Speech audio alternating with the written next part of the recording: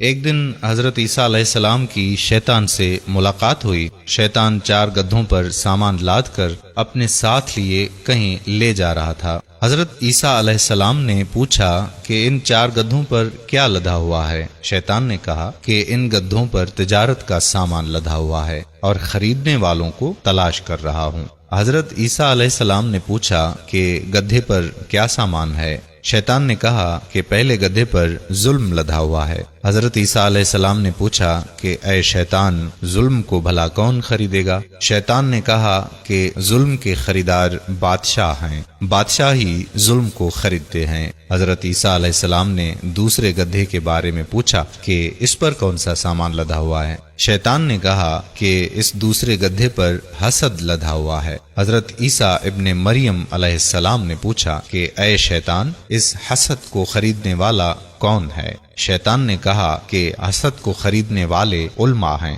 علماء حسد کو خریدتے ہیں۔ حضرت عیسیٰ علیہ السلام نے تیسرے گدھے کے بارے میں پوچھا کہ اس پر کیا لدا ہوا ہے؟ شیطان نے کہا کہ اس تیسرے گدھے پر خیانت لدی ہوئی ہے۔ حضرت عیسیٰ علیہ السلام نے پوچھا کہ خیانت کون خریدے گا؟ ابلیس شیطان نے کہا کہ خیانت کے خریدار تاجر ہیں جو کاروبار میں ملاوٹ کرتے ہیں اور خیانت کو خود خریدتے ہیں۔ حضرت عیسیٰ علیہ السلام نے پوچھا کہ چوتھے گدھے پر کیا سامان لدا ہوا ہے؟ شیطان نے جواب دیا کہ اس چوتھے گدھے پر مکر و فریب لدا ہوا ہے۔ حضرت عیسیٰ علیہ السلام نے پوچھا کہ اس مکر و فریب کا کون خریدار ہے؟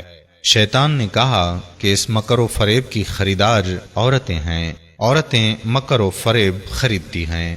شیطان کو جب اللہ نے اپنی دربار الہی سے نکالا تو شیطان نے کہا کہ یا اللہ، میرا کھانا کیا ہوگا؟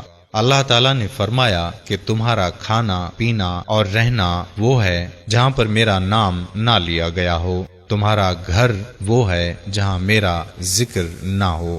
یہ تحریر کتاب اسلامی تاریخی واقعات سے لی گئی۔ میرے پیارے بھائیوں اور بہنوں، اگر آپ نے ابھی تک ہمارا یوٹیوب چینل راہ حیات سبسکرائب نہیں کیا تو ابھی سے سبسکرائب کر دیں اور گھنٹی کے بٹن کو پریس کر دیں تاکہ ہم ایسی مزید معلوماتی اور دلچسپ ویڈیوز آپ تک پہنچاتے رہیں۔